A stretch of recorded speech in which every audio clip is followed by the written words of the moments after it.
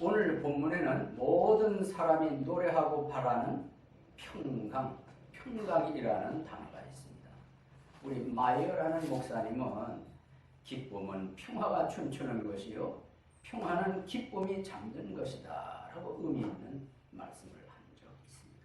그런가 하면 오거스틴은 마음의 평화를 원하거든 영혼을 양육하고 욕망을 억제하며 구제에 앞장서고 성도와 교제하고 질서를 존중하고 주님을 경외하라. 그래서 평화를 얻는 비결을 언급을 했습니다. 이 시간에 계신 성도 여러분, 여러분은 지금 삶에 평안이 있으신지요? 또 인간관계에서 평안이 있으신지요? 사람들과의 관계, 좁게는 여러분의 가족들 사이에 평안이 있으신지요? 또 하나님과 나 사이에 평안이 있으신지요? 또 우리 교회에 오셨으니까 성도 모든 사람들 사이에 평안이 있으신지요? 오늘은 평강이라는 제목으로 말씀을 드리겠습니다. 첫째는 오늘의 말씀이 있게 된, 오늘의 말씀이 언급하게 된 사도 바울이 기록하신 말씀인데 그 배경이 무엇인지부터 말씀을 드리겠습니다. 한 번 더 본문을 읽겠습니다. 이제 평강의 주께서 친히 모든 방법으로 항상 너에게 평강을 주시기를 원하노라. 주께서 너희 모두와 함께 하시기를 원하노라. 이 내용은 사도 바울이 데살로니가 교회에 보내는 두 번째 편지 중에서도 이제 완전 끝부분에 해당되는 말씀이 되겠습니다. 그래서 우리는 생각하기를 사도 바울이 편지 형식상 이렇게 평강 기원하는 내용으로 썼겠구나 라고 쉽게 생각할 수도 있습니다. 그렇지만 조금 더 깊이 생각을 해보면 반드시 편지 형식상에 어울리는 말씀만은 아니더라. 그것을 우리는 느껴볼 수가 있습니다. 16절 평강의 주께서 친히 모든 방법으로 항상 너에게 평강 주시기를 원하노라. 주께서 너희 모두와 함께 하시기를 원하노라. 이 말씀을 기록하게 된 보다 근원적 배경은 무엇인가? 우리가 지난주에 여러분 들으신 말씀대로 데살로니가 교회 성도들은 잘못된 재림신앙을 가지고 있었습니다. 질서 없이 행하는 사람들이 있었어요. 일하기를 거부하고 오히려 일 잘하는 사람들을 일일이 쫓아다니면서 일마다 참견하는 사람들이 있었습니다. 그러다가 때가 되면은 그 집에서 빵을 얻어먹는, 때를 얻어먹는 사람들이 있었던 것입니다. 이런 일들로 인해서 어떤 현상들이 벌어졌느냐? 일하기를 거부하고 잘못된 신앙생활을 하는 사람들과 정상적으로 일을 하는 사람, 올바른 신앙관을 가지고 믿음생활하는 사람들 사이에 서서히 불안이 조성이 됐습니다. 이것이 점점 커지면서 갈등이 생겨나게 됐습니다. 따라서 이러한 모습들은 평화의 분위기가 아니라 불화의 분위기가 됐고, 평안의 모습이 아니라 불안한 믿음생활, 하나님 앞에서 불안한 믿음생활의 모습이 드러났던 겁니다. 이러한 현실을 사도 바울에게 보고한 사람이 디모데였어요. 그래서 디모데는 그러한 현실적인 모습을 다 들은 다음에 오늘의 본문이 되는 16절을 끝부분에서 기록을 하게 됐던 겁니다. 지난주에 말씀드린 것처럼 이 디모데를 통해서 현실의 모습을 잘 들은 바울이 데살로니가 후서 끝부분에서 세 가지 명령을 내렸다고 했습니다. 하나는 떠나라. 두 번째는 일하라. 세 번째는 권고해라. 이런 명령을 내리고 그 다음 이어서 나온 말씀이 오늘의 본문인 거예요.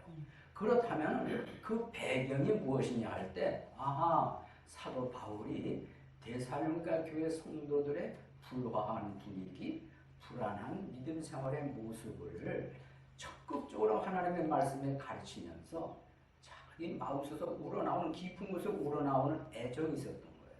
그래서 편지 형식상에도 이런 평강 기원해주는 의미도 있으나 보다 근원적인 것은 바울이 데살로니가 교회 성도들에게 반드시 하나님으로부터 오는 평강이 임하기를 심히 원한 애정어린 표현이다. 이것이 보다 근원적인 배경이다 라고 하는 것을 말씀드립니다. 그렇다면 이번엔 두 번째로 우리가 생각해 보고자 하는 것은 평강이 구체적으로 무엇인가, 평강에 대한 말씀을 알아보도록 하겠습니다.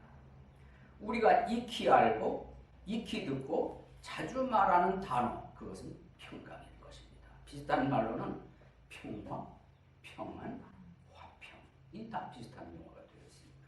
우리 삶 속에 깊이 자리하고 있고 또 우리는 누리기를 원하는 것, 그것은 다름 아니라 평화라, 평강이라 이렇게 말할 수 있습니다. 여러분, 요한 갈툰이라는 분이 있는데 이분은 노르웨이의 평화학자예요. 평화학자. 그의 저서에 평화적 수단에 의한 평화라는 저서에서 평화를 직접적인 폭력이 없는 상태인 소극적인 평화와 갈등을 비폭력적 방식으로 해결하는 적극적 평화가 있다라고 구별해서 그 책에서 이야기를 하고 있습니다. 여러분, 흔히 우리는 지능지수를 이야기합니다. 감성지수도 이야기하고 행복지수도 이야기를 합니다. 알고 봤더니 세계 평화지수라는 것도 있더라고요. 그래서 세계 평화지수를 약자로 GPI라고 그럽니다. 글로벌 피스 인덱스의 첫 글자를 따서 세계 평화지수라고 이름 지은 겁니다. 그러면 세계 평화지수 근거가 뭐냐? 무엇을 근거로 그게 나오냐 했더니 아주 여러 가지 기준들이 열거되어 있더라고요. 이를테면 군사 예산이 얼마냐, 사회 정치적 갈등이 어느 정도냐, 또 전쟁 사상자가 얼마나 되냐, 조직 범죄 수준은 어느 정도냐, 그리고 잠재적인 테러 공격 위험이 어느 정도냐, 뿐만 아니라 이 삶 속에서 정치적 갈등이 어느 정도이냐, 인접 지역이나 국가와의 상대적 관계가 어느 정도냐, 총 23개 항목의 지표를 종합을 해서 평화를 수치하는 거예요. 그래서 그 통계 수치가 나오는데 보니까 1위는 2017년 기준으로 1위는 아이슬란드더라고요. 아이슬란드가 1위예요. 평화지수가 제일 높다는 겁니다. 10번째 나라가 일본이더라고요. 일본이 10위에 해당하고. 그런가 하면은 우리가 살고 있는 미국은 몇이나 될까? 눈여겨봤더니 114위예요. 평화지수가 114위예요. 그리고 항상 이 참 강대국으로 늘 어깨를 견주고 있는 중국은 116위예요. 116위. 그럼 우리의 조국 대한민국은 몇 위일까? 궁금하죠? 네. 우리 대한민국은 2016년에 53위에서 2017년 47위로 상승을 대폭 했더라고요. 네, 어쨌거나 그 정도입니다. 그럼 제일 꼴찌는 어딜까? 이것도 궁금하죠? 봤더니 163위가 꼴찌인데 시리아더라고요. 시리아. 네, 시리아. 그래서 현대 평화학에서는 이 평화를 분쟁과 다툼이 없이 서로 이해하고 우호적이고 조화를 이루는 상태를 현대 평화학에서 그것을 평화다 이렇게 설명하고 있습니다. 그럼 오늘 읽은 데살로니가서 3장 16절에서 말씀 평강, 그것은 세상에서 말하는 것과 똑같은 것인가? 물론 가볍고 넓은 의미에서는 포함될 수도 있지만 보다 근원적 차원에서는 좀 수준이 틀리다, 근원적으로 다르다 하는 것을 먼저 말씀드리면서 오늘 본문에 등장한 평강에 대한 오늘 잠시 말씀을 드리도록 하겠습니다. 히브리어로는 다 같이 샬롬이라고 합니다. 샬롬. 익히 아시는 거죠? 그리고 헬라어로는 에이레네라고 합니다. 그래서 히브리 원어 학자들은 이 샬롬이 상대방의 평안을 묻는 인사말로 많이 쓰인다는 거예요. 히브리 사람들 그래서 인사 차원에서 주고받을 때 뭘 한다? 샬롬이라고 하는 거예요. 샬롬. 구약 성경에서 이 안부를 물을 때 사용된 단어가 뭐냐? 샬롬이에요. 샬롬. 한 예를 들어볼까요? 여러분 요셉이 애굽에 팔려갔잖아요. 나중에 국무총리가 됩니다. 기근이 들었어요. 그러다 보니까 아버지가 살고 형님들이 살고 있는 지역이 양식이 똑 떨어진 거예요. 소문을 듣자 하니 애굽에 가면 양식이 많고 살 수 있다 하더라. 그 형제들이 양식 사러 애굽으로 오잖아요. 형님은 뭐가 됐느냐? 국무총리가 되는 거예요. 형님들은 못 알아보는데 국무총리 된 요셉은 아이고 저 몇째형 다 알아보는 거예요. 처음엔 자기 신분을 안 밝힙니다. 맞지요? 그러다가 결국 그 형제의 정 아버지가 그리워서 결국은 자기 신분을 밝힙니다. 그러면서 형님들한테 이러고 얘기를 해요. 요셉이 형제들에게 아버지의 안부를 물었어요. 아버지가 잘 계시냐 평안하시냐 그때 쓰인 단어가 샬롬이라는 단어입니다. 그런 거 하면 여러분 모세 아시지요? 모세가 자기 장인을 만났어요. 그래가지고 아주 반갑게 맞이하면서 안부를 물을 때 쓰인 단어가 무엇이냐? 샬롬이라는 단어인 겁니다. 그래서 샬롬이라는 이 히브리 단어는 주로 안부를 물을 때 많이 쓰여더라, 사용됐더라 하는 것을 우리 이해할 수가 있습니다. 그런가 하면 히브리어 다음에 헬라어도 있는데 헬라어에는 에이레네라고 그랬거든요. 이 에이레네는 히브리어 샬롬과 똑같은 의미예요. 인사를 주고받을 때 헬라어로는 에이레네라는 단어를 쓴다. 여러분 이미 들어서 아시겠습니다만 예수님이 부활을 하셨어요. 그런데 제자들이 안 믿습니다. 두려워하고 어느 한 지역에 모여서 두려워 떨고만 있었죠. 그때 부활하신 예수님이 제자들이 모여있는 방에 문 열리는 소리도 없이 싹 나타나십니다. 제자들이 얼마나 놀라겠어요. 두려워하지요. 틀림없이 돌아가신 분인데 자기들 눈앞에 이렇게 나타났으니 얼마나 겁나겠습니까? 그때 예수님이 제자들에게 하신 말씀이 너희에게 평강이 있을지어다. 이 평강이 뭐냐? 에이레네. 평강이 있을지어다.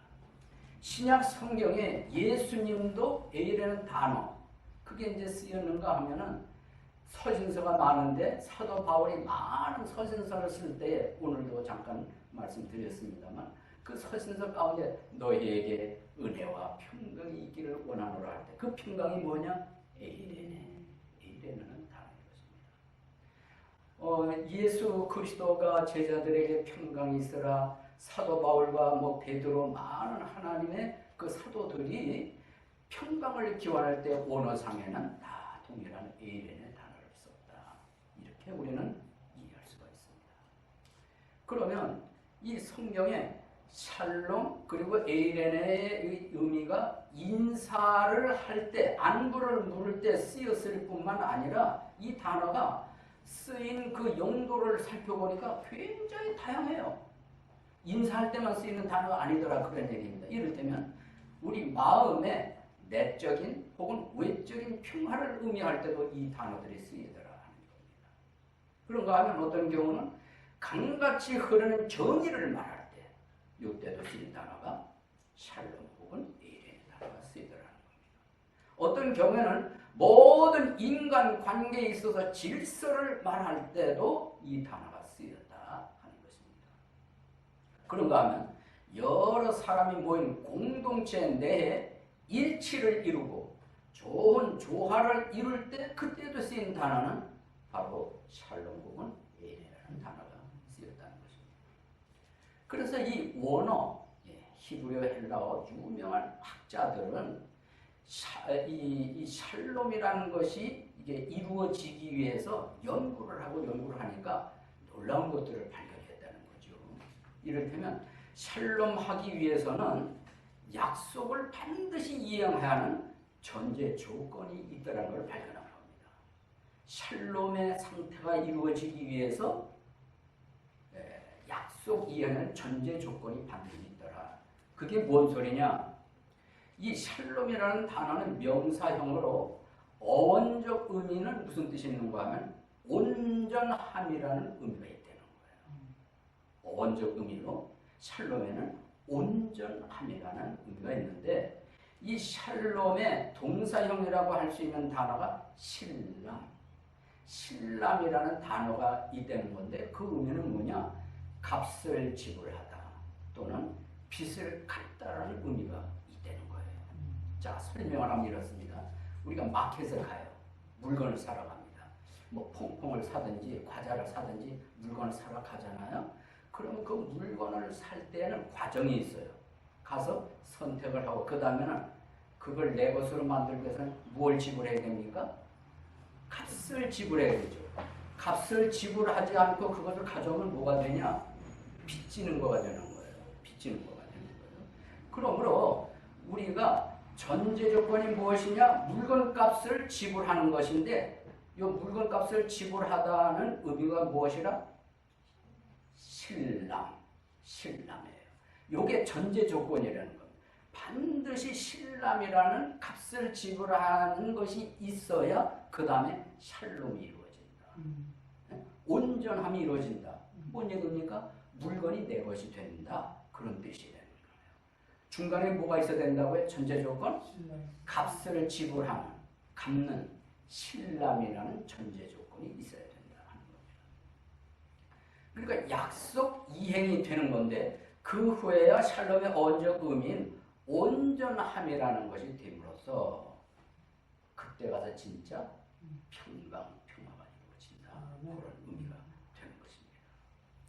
여러분, 하나님과 우리 사람은 우리 성경 원초적으로 무엇을 얘기합니까? 하나님과 우리 인간 사이는 원수 사이라고 그랬어요. 처음에는. 무엇 때문에? 죄 때문에. 죄 때문에 하나님과 인간 사이는 원수 사이가 됐다고 했습니다.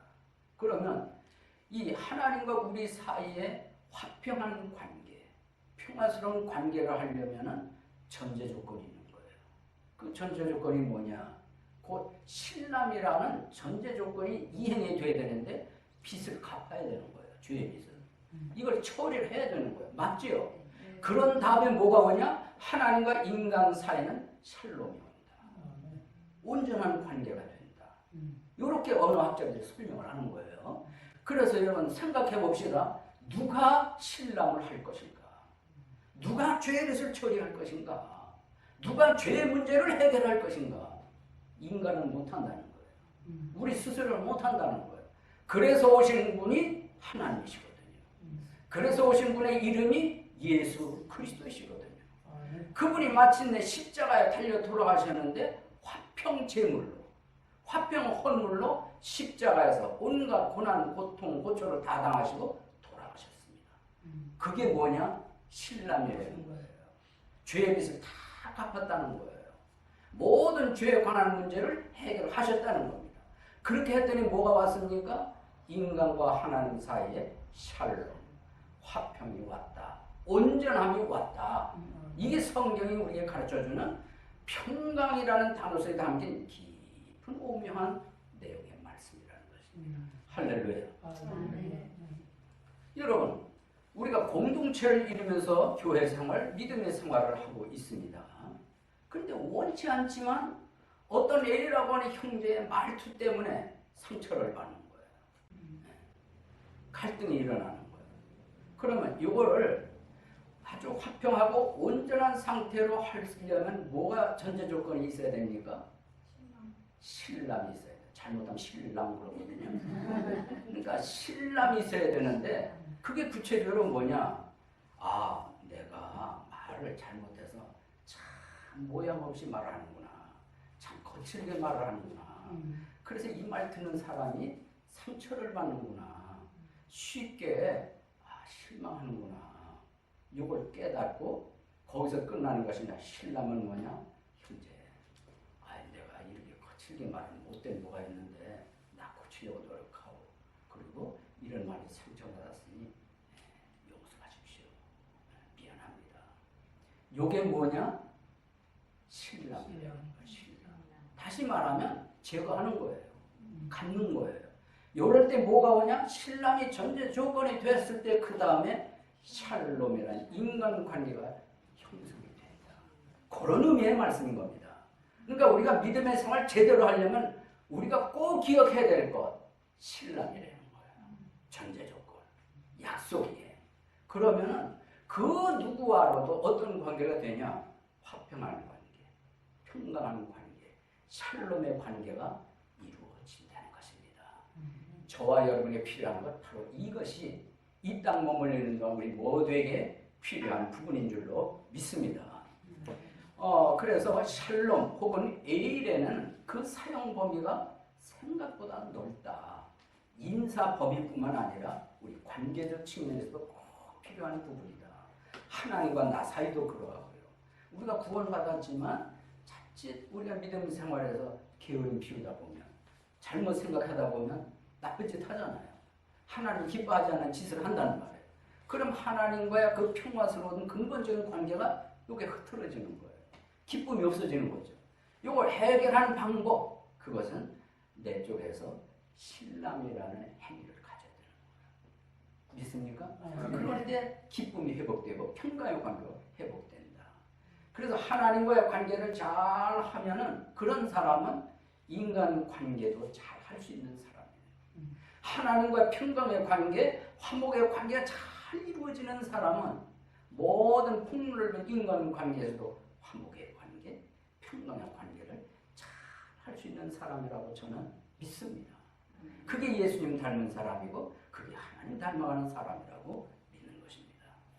성도 여러분, 우리가 이 땅에 있는 동안에 이런 삶을 잘 해나가도록 하는 차원에서 오늘 본문의 사도 바울은 바로 그런 의미를 기억을 하고 그런 의미적 근원적인 차원에서 데살로니가 교회 성도들의 그동안 불안한 관계, 불안한 분위기, 이것을 기억한 바울이 마음속 깊은 곳으로부터 하나님의 평강이 그 교회 성도들의 임하기를 간절히 기원해 준다는 거 여러분 이해되시지요? 그 심정을 충분히 이해할 수 있습니다. 그때만 필요했던 것이 아니라 오늘날 이 시대에서 우리 모두에게는 하나님의 평강이 필요한 존재다. 우리 모두는 그것이 필요하다. 세상은 평화를 원합니다. 평안을 원합니다. 삶에서 두려움 없이 불안 없이 평안스럽게 사는 걸 누구나 원하잖아요. 근원적 평안, 평강, 그것은 오직 어디서 온가? 그 근원에 대해서 지금부터 말씀을 드리겠습니다. 이제 바울은 이 한 구절 속에 평강의 근원, 평강의 출처를 명백하게 한마디로 이렇게 묘사를 하고 있지 않습니까? 다시 한번 16절 보시면 이제 평강의 주께서 친히 요 단어입니다. 평강의 주께서 친히 이 말을 간단히 다른 말로 설명을 하면 평강의 주인이 누구냐? 평강의 근원이 누구냐? 평강의 출처가 어디냐? 한마디로 예수 그리스도시라는 겁니다. 바울은 그거를 확신을 가지고 있었고 그러한 분으로부터 오는 평강이 아니 세상에서 오는 그런 평강이 아니고 인간에게서 오는 그런 평강이 아니고 하나님으로부터 오는 평강이 데살로니가 교회 성도들에게 있기를 간절히 기원하고 있는 거죠. 여러분 이사야 9장 6절에 이런 구절이 나옵니다. 기억하시나요? 이는 한 아이가 우리에게 태어났고 한 아들을 우리에게 주셨는데 그의 어깨에는 정권이 놓이고 그의 이름은 놀라우시니 조언자 강하신 하나님 영존하시는 아버지. 그 다음이에요. 평화의 통치자. 개역개정에는 평강의 왕으로 번역되었습니다. 평화의 통치자라 할 것이기 때문이라. 여러분 이게 무슨 말씀입니까?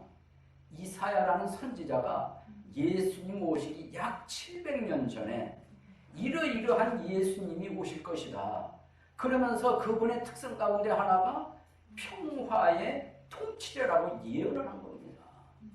그렇게 예언된 예수 그리스도가 이 세상에 탄생하셨을 때 여러분 하늘에 어떤 일이 벌어졌는지 아시는지요?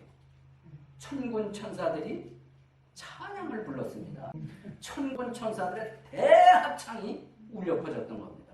그 대합창의 가사가 뭔 줄 아시나요? 갑자기 하늘의 군대의 무리가 그 천사와 함께하며 하나님을 찬양하여 이르되 그 다음에 가사 내용이 나와요. 가장 높은 곳에서는 하나님께 무엇이요? 영광이요. 땅에서는 평화와 사람들 향한 선하신 뜻이로다 라는 내용으로 천군 천사들 찬송을 불렀습니다. 핵심은 뭐냐? 이사야 선지자가 예언한 이 평화의 통치자가 왔으니 그런 내용으로 천군 천사들의 대합창을 하더라. 그런 이야기인 것입니다. 한마디로 예수님은 어떤 분이다? 평강의 왕이시다. 평화의 통치자이시다 하는 걸 알 수가 있는 것입니다.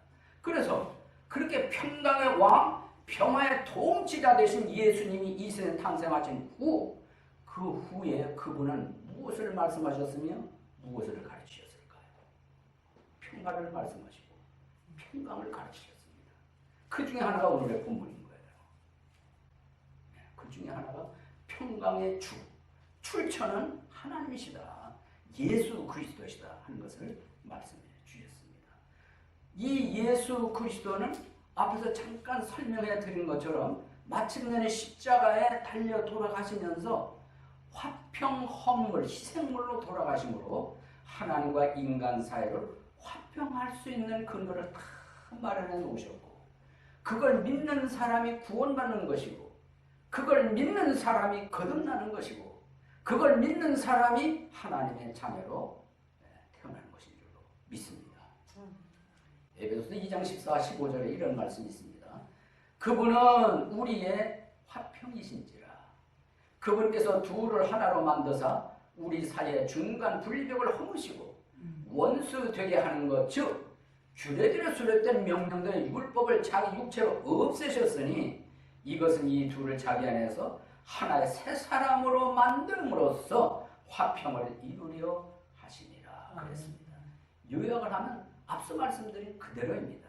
예수님이 십자가에 달려 돌아가심으로 하나님과 인간, 곧 죄인 사이를 화평시켜 놓으셨다. 화해시켜 놓으셨다. 하나로 만드셨다. 따라서 이렇게 화해된 사람들은 그 누구와도 화평의 복음으로 말미암아 예수 그리스도의 화목 희생물로 말미암아 인간 관계에서도 화평할 수 있도록 해놓으셨다. 그런 의미거든요. 그래서 우리 그리스도인의 삶이 뭐냐? 우리에게 주어진 임무가 있고 책임이 있다. 하나님과 화평한 사람들이기 때문에 이 땅 사는 동안 인간관계에서 불화하면 안 된다. 불화하면 안 된다. 뭐 해야 된다? 화평해야 된다는 거예요. 그런데 적잖이 나를 비롯해서 다른 사람들에게 원치 않은 불화의 관계들이 얼마나 종종 일어나는가. 여기에 대해서 우리는 깊이 각성을 해야 되고, 오늘의 말씀처럼 우리가 평강의 왕 되신 예수님, 평화의 통치자 되신 그분을 믿는 사람으로서 마땅히 우리는 관계적 측면에서는 평강이라는 관계를 만들어 갈 줄 아는 자세를 가져야 된다. 이게 이 시간 저와 여러분 주시는 교훈 가운데 하나인 줄로 믿습니다. 요한복음 14장 27절에 유명한 말씀을 하셨습니다. 예수님이 내가 너에게 평안을 남기노니 곧 나의 평안을 너희에게 주노라. 나의 평안을 너희에게 주노라. 세상이 주는 것과 달리 내가 너에게 주노니 너희는 마음에 근심도 말고 두려워하지 말아라. 여러분, 우리가 이 세상 삶을 살아갈 때 얼마나 근심이 많습니까? 얼마나 두려움이 많습니까? 얼마나 불안이 그렇게 자주 옵니까? 제 경우도 보면은 이 힐러 지역에 와서 살 때 어떤 경우는 불안해요. 이러다 섬이 땅으로 저기 바닷속으로 이렇게 잠기면 어떡하나? 그럴 수도 있겠다는 생각을 늘 들면서 불안하더라고요. 아이고 뭐 들어가면 들어가는 거지. 이러면 또 안전이 오고. 이를테면 그렇다는 거예요. 이를테면 우리 삶이라는 것이 시간의 흐름 속에 예기치 않은 많은 환경적 요소들이, 주변의 것들이 나로 하여금 불안하게 하는 것이 있잖아요. 두렵게 하는 것이 있잖아요. 자, 세상 사람은 그럴 때는 그렇게 하는 게 맞아. 그럼 그리스도는 어떻게 됩니까? 그리스도는 그럴 수 있는 환경에서 주님 주시는 평강으로 마음이 안정적이 된다면 그것은 세상이 이해할 수 없는 모습이 되는 거죠. 그리스도인이 뭐냐? 바로 그거예요. 평안스러울 수 없는 환경에서 마음스럽게 사는 거, 마음속에 안정적인 자세를 가질 수 있는 거, 이런 백이 도대체 뭡니까? 그것은 주님이 주시는 평강, 평안인 줄 믿습니다. 내가 너에게 주는 것은 세상이 준 것 같지 않다. 그러니까 두려워하지 마라. 근심하지 마라. 오늘 이 말씀을 마음에 새기기를 바랍니다. 대산과 교회의 참 평안의 출처는 어디냐? 이 평강의 근원이 어디냐 하는 것을 사도 바울은 그분은 예수 그리스도는 평강의 출처이고 그분이 근원이시다라는 것을 편지를 통해서 아주 분명하게 밝히고 있습니다. 한 번 더 들어보십시오. 이제 평강의 주께서 친히, 다른 분이 아니라 그분이 친히 평강의 근원이자 출처라고 말씀하고 있습니다. 그렇다면 사도 바울이 데살로니가 성도들에게 그 주님의 평강이 구체적으로 어떤 식으로 임하도록 기원하고 있을까요? 그렇게 놀라운 평강을 소유하시는 그 평강이 데살로니가 교회에 좀 구체적으로 어떤 방식으로, 어떤 절차로 오도록 기원하고 있느냐. 우리 그걸 성경 두 가지예요. 그게 뭐냐?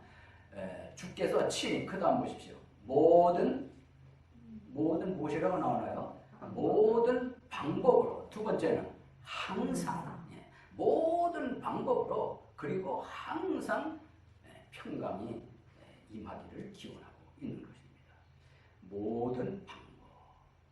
여러분, 그게 무슨 방법이 됐든지 평강이 오기를 바라는 그 심정. 우리도 그런 심정을 좀 닮아야 되겠습니다. 이걸 다른 말로 설명하면 이런 의미도 돼요. 모든 방법이란 어떤 모양으로든지, 또는 어떤 방식으로든지, 또는 모든 일에서, 어떤 환경에서, 이런 의미가 다 포함된 말이에요. 이게 우리 글에 번역된 모든 방법 속에 담긴 의미다. 그 다음에 항상이라고 나오잖아요. 이거는 어느 일시적이 아니라 지속적으로 항상 무엇이 주님의 평강, 누구에게? 데살로니가 성도들에게 임하기를 기원하고 있다. 성도 여러분, 우리의 환경은 우리를 평안스럽게 하지 않잖아요. 불안하게 만들고 어렵게 만들고 근심하게 하고 걱정하게 하고 두렵게 하는데, 그러니까 우리는 그때마다 필요한 게 무엇인가? 하나님의 평강, 그리스도 예수도 오는 평강이 언제라도 수시로 모든 방법을 동원해서 늘 있어야 된다는 그런 의미로 사도 바울이 말씀을 하고 있는 것입니다. 골로새서 3장 15절에 이런 말씀이 있습니다. 하나님의 화평이 너희 마음 속에서 다스리게 하라. 하나님의 화평이 우리 마음을 다스리게 하라는 말씀이 나와요. 너희도 그 화평에 이르도록 한 놈 안에서 부르심을 받았으니 감사하는 자가 되라. 여러분, 하나님의 평강을 믿으시지요? 아멘. 놀랍다는 거 믿으시고 내 삶 속에 필요하다는 걸 믿으시지요? 그래서 우리는 1차적으로 근원적으로 예수 그리스도를 믿음으로 말미암아 하나님과 우리 사이는 화평한 관계로 하나님의 평강을 이미 맛을 본 사람이에요. 맛을 본 사람은 무슨 사람? 구원받은 사람, 거듭난 사람이라고 이야기를 합니다. 그런데 그렇게 맛을 보았으면 하나님의 평강이 우리 마음을 살아있는 동안 계속해서 좀 지배하도록, 다스리도록, 주장하도록 그런 자세를 가지라고 바울은 골로새 교회 보낸 편지에서 말씀을 하고 있습니다. 그런데 우리는 그렇게 합니까? 대신 염려 다스리도록, 염려로, 근심으로 다스리도록 이렇게 살고 있다. 불안으로 다스리도록 이렇게 살고 있어요. 두려움으로 다스리도록 그렇게 살고 있습니다. 오늘 말씀처럼 하나님의 평강, 우리 마음을 다스리도록 하는 자세, 그거 우리에게 필요한 줄로 믿습니다. 여러분, 죽으면은 몸부림의 죽음도 있거든요. 반대로 평화로운 죽음도 있습니다. 흔히 불신자들이 이 세상을 떠날 때의 죽음은 몸부림의 죽음이라고도 표현하기도 해요. 임종의 모습을 지켜본 의사들 얘기라든지 호스피스들의 이야기를 들어보면, 그래서 불신자들의 세상을 떠날 때 모습이 평화롭지 않더라. 반대로 하나님을 믿고 영원한 하늘나라의 소망을 확실하게 가지고 있는 사람들의 죽음은 평화롭더라. 마치 잠자는 것처럼 그런 모습이 되는 거죠. 성도 여러분, 어느 날 갑자기 평화스러운 죽음이 되겠어요? 아니죠. 믿음 생활 하루하루 해나가는 속에 앞서 말씀드린 것처럼 하나님의 평강이 내 마음을 다스리고 지배하고 삶 속에 그런 모습이 꾸준히 드러나는 사람은 죽음이 임했을 때도 그런 모습으로 이 세상을 떠나는 거예요. 갑자기 평화스러운 분위기로 바뀌는 게 아니라는 거예요. 여러분 어떤 죽음을 맞이하기 원하십니까? 몸부림치며 나간다고 조금 있다 데려가라고 몸부림칠 게 아니라 아직 할 일 많다고 돈 많이 써놨다고 어떡하냐고 아둥바둥 몸부림치다가 이 인상 쓰는 모습으로 떠나가지 말아요.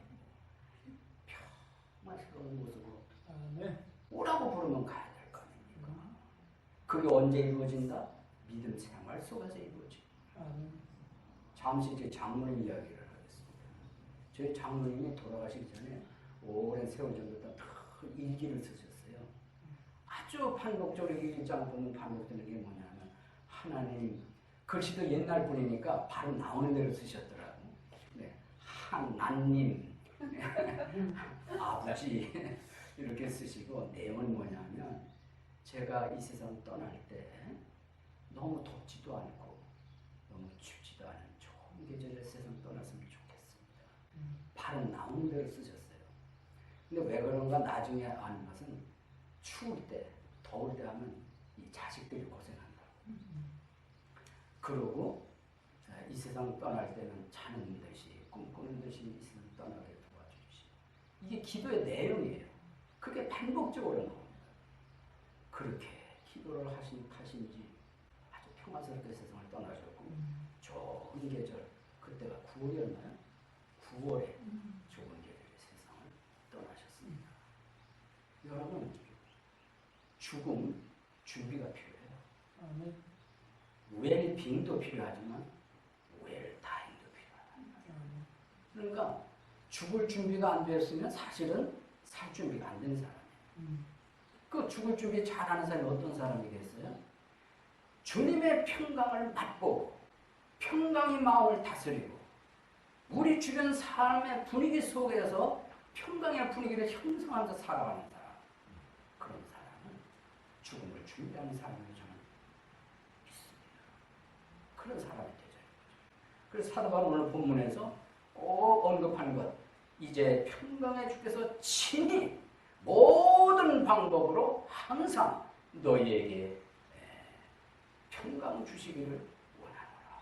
진심을 담은, 애정을 담은 평강 기원의 말씀이었던 겁니다. 사실은 이 시대에 살아가는 저와 여러분에도 이러한 평강의 기원이 필요한 줄 믿습니다.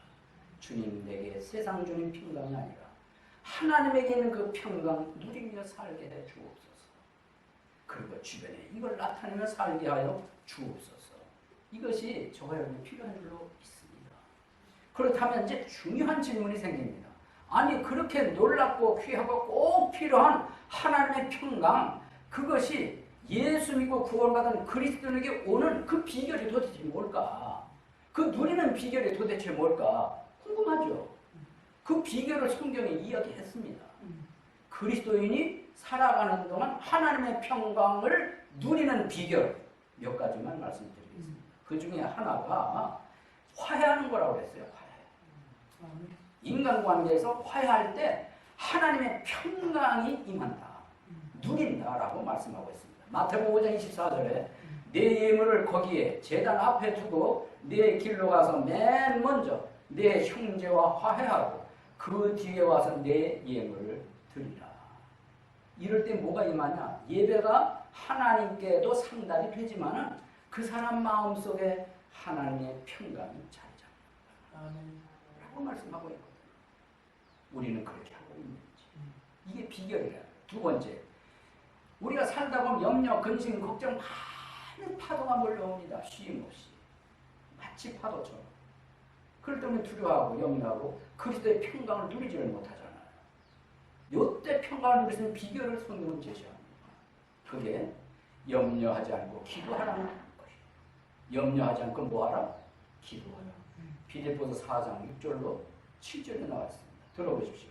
아무것도 염려하지 말고 오직 모든 일에서 기도와 간구로 너희가 요청할 것들을 감사와 더불어 하나님께 알리라. 그 다음에 그리하면 모든 이해를 뛰어넘는 하나님의 평강이, 모든 이해를 초월하는, 모든 생각을 뛰어넘는 하나님의 평강이 그리스도 예수님을 통해 너희 마음과 생각을 지키시리라. 아멘이죠. 아멘. 수없이 끊임없이 우리에게 몰려오는 근심, 불안, 걱정, 그런 속에서도 하나님의 평강을 누리는 비결, 염려만 하지 말고 걱정하지 말고 뭐하라? 기도하라는 거예요. 그러면 약속이 되었습니다. 그리하면 모든 이해를 초월하는 뛰어넘는 하나님의 평강이 그리스도 예수에서 너희 마음과 생각을 지켜주신다는 거예요. 우리 마음에 평강 있게 된다고 말씀하십니다. 네, 우리는 그렇게 하고 있는지. 염려만 붙잡고 근심만 붙잡고 두려움만 붙잡고 올 것이 아니라 그 붙잡는 손을 하나님을 향하여 기도의 손으로 나가고 기도의 끈을 붙잡으면 하나님의 평강이 우리 마음, 우리 삶을 지켜주시고 주장하게 될 줄로 믿습니다. 그 다음에 또 하나 중요한 비결이 있습니다. 빌립보서 4장 9절에 보니까 너희가 내 안에서 배우고 받고 듣고 본 그것들을 그 다음에 행하라. 그리하면 그 다음에 약속이 나와요. 그리하면 평강의 하나님께서 너희와 함께 하시리라. 아멘이지요. 아멘. 하나님의 평강이, 평강의 하나님께서 너희와 함께 해주시는 비결은 뭐냐? 우리가 배운 거, 본 거, 들은 거, 그것을 행하라는 데 있습니다. 행하는 믿음, 실천하는 믿음에 평강의 하나님이 함께 해주신다고 말씀하고 있습니다. 요약을 합니다. 우리가 믿음 생활 속에 그리스도인이 하나님의 평강을 끌어오고 하나님의 평강을 내 마음에 담고 하나님의 평강이 내 삶의 분위기 속에 흘러가도록 하는 비결을 제가 3가지만 소개드리겠습니다. 먼저 화하는 것, 2번째 기도하는 것, 3번째 행하는 것. 이게 비결이라고 성경은 말씀하고 있습니다. 성도 여러분, 일찍이 모세는 이스라엘 백성들을 향해서 아주 유명한 기원을 했어요. 민수기 1장 24절 26절인데요. 주께서 내게 복을 주시고 너를 지키시기를 원하며 주께서 자신의 얼굴로 내게 빛을 비추사 내게 은혜 베푸시기를 원하고, 그 다음 주께서 자신의 얼굴을 내게로 향하여 드사, 그 다음 나오는 말씀, 내게 평강을 주시기를 원하노라 그랬습니다. 이게 모세가 이스라엘 백성들에게 선언한 내용의 말씀입니다. 형제 자매 여러분, 우리는 주님의 평강을 근원적으로 1차적으로 맛본 사람들이에요. 그렇기 때문에 세상이 빼앗을 수 없는 평강을 맛보았기 때문에 우리는 관계적 측면에서 하나님의 평강이 우리 마음을 지배하고 우리 삶의 분위기를 흘러가도록 우리 그런 자세를 가져야 하는 줄로 믿습니다. 여러분, 1800년대 뉴욕에서 태어난 호레이쇼 스패포드라는 분이 있는데 돈이 많은 변호사였습니다. 많이 벌었어요. 무디 전도단 재정 후원자로 이 무디 목사의 세계적 사역을 얼마나 많이 도왔는지 몰라요. 재정적 후원으로 돈이 많다 보니까.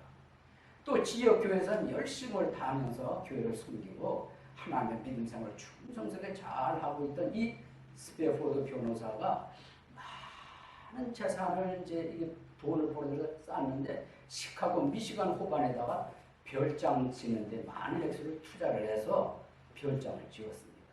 그런데 1871년 시카고에 대화재가 일어났습니다. 엄청나게 큰 대화재 발생했는데 이 화재로 당시에 10여만 명의 이재민을 냈고 약 300여 명의 목숨을 앗아간 아주 대화재가 발생했고, 따라서 이틀간 계속된 이 불길 때문에 이 변호사가 투자해서 세운 별장으로 완전히 책덩이가 됐습니다. 그러니까 투자한 재산이 어떻게 된 거예요? 순식간에 제돈으로. 근데 이런 상황이 엎친데 덮친격이 되는데 그게 뭐냐면은 바로 그로부터 1년 전에 1병에 걸린 4살짜리 아들이 그만 하늘나라에 먼저 보내던 엄청난 아픔을 가지고 있었어요. 이런 경우를 우리는 엎친데 덮친격이란 말입니다. 이 스태포드라고 하는 변호사가 그런 일을 겪었습니다. 그래서 엎친데 덮친격 감당할 수 없는 이런 아픔, 쓰라림 이것을 연거푸 겪어서 45살 됐던 나이에 의사가 권유를 하는 거예요. 이러고 있지 말고 몸과 마음이 약해진 아내와 더불어서 여행을 좀 해라. 여행을 해라. 그래서 유럽 여행을 계획을 세웠어요. 유럽 여행 계획을 세우고 때마침 영국에서 무디 목사가 인도하는 집회가 있었는데 거기 참석해서 좀 위로의 시간을 가져야 되겠다. 그렇지만 함께 떠나기로 한 날 이 스태포드 변호사에게 갑자기 처리할 업무가 생겨서 아내하고 4명의 어린 딸을 먼저 배를 들어서 보냈습니다.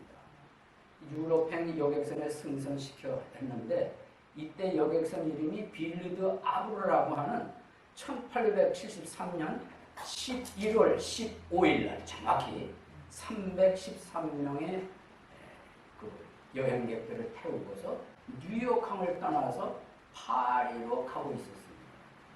이렇게 순항하던 여객선이 정확히 일주일이 지난 다음에 그러니까 11월 22일이 돼요. 승객들이 잠드는 새벽 2시쯤에 영국 범선 로크온과 정면 충돌한 사건이 발생합니다. 그래서 여객선 안이 순식간에 아수라장이 되지 않았겠어요? 아비구한 말 그대로 비명소리만 가득했는데 그 스태포드의 부인 안나는 아이들을 데리고 가판 위로 올라가려고 피하려고 그랬는데 이게 역부족인 거예요. 도저히 올라갈 수가 없는 거예요. 시간은 흘러요. 얼마 지나지 않아서 배가 침몰하고 가라앉았어요. 이 사고로 226명이 목숨을 잃었답니다. 건진받은 사람은 고작 87명입니다.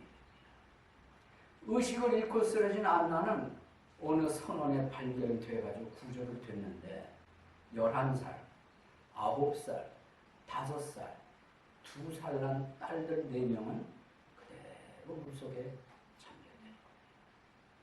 여러분, 이런 상황을 우리는 무엇이라고 합니까? 엎친 데 덮친 격, 또 겹친 격이 되는 거예요. 기가 막힌 상황이죠.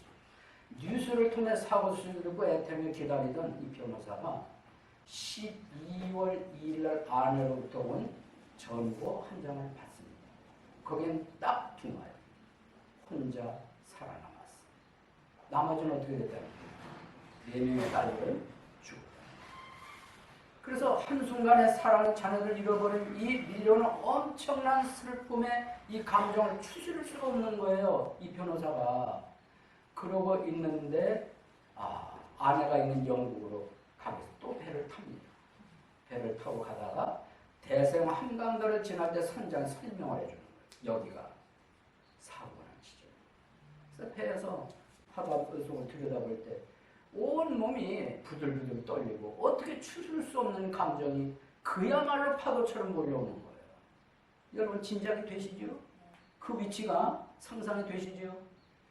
그래서 너무나 큰 괴로움과 하나님에 대한 원망이 막 솟구쳤다는 거예요. 이 사람이. 스태포드라는 변호사가. 그래서 울부짖으면서 주님! 저는 주님의 일을 가장 귀하게 여기는 사람 아니었습니까? 주님을 사랑하는 사람 아니었나요? 그런데 나에게 왜 이런 고통을 주십니까? 눈물을 펑펑 쏟으면서 울부짖었던 겁니다. 이제 나는 어떻게 살아야 하냐고. 이제 나는 무슨 희망으로 살아가야 되냐고. 울부짖었는데 이 절규가 밤새도록 이어진 거예요. 그렇게 밤새도록 절규하고 있는데 시간은 어김없이 동쪽에서 햇살이 탁 솟으면서 비춰오는 거예요. 성실.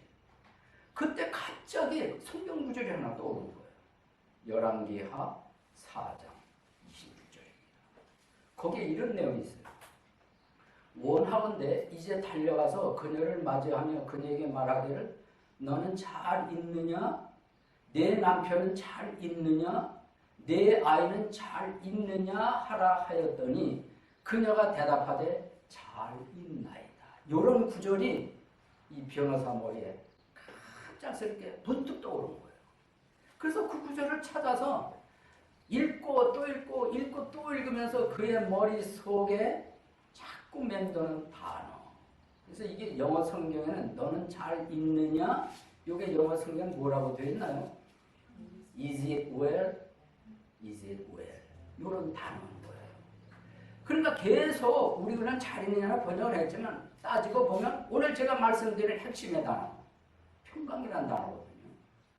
그럼 여기 머릿속에 계속 맴돌면서 그때 갑자기 마음이 따뜻해지면서 가라앉으면서 어디서도 경험해보지 못한 평화스러운 마음을 경험했다는 거예요.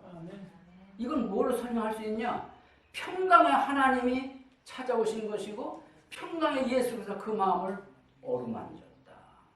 이렇게 설명 가능합니다. 그래서 그가 이 마음을 가라앉힌 가운데서 그거를 그대로 글로 옮기기 시작한 거예요. 그 글을 번역하는 것이 내 평생에 가는 길. 찬송가 아시죠? 내 평생에 가는 길. 자, 제가 잠깐 소개를 해드리겠습니다.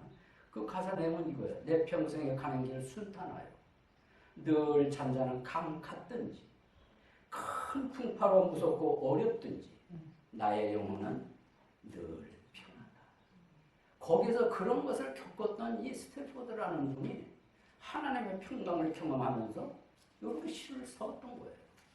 이 글자 손이 움직여서 썼는데 이런 내용이 나왔던 겁니다. 자, 그래서 후렴을 보면 내용은 평안해, 내용은 평안해, 내용은 평안해.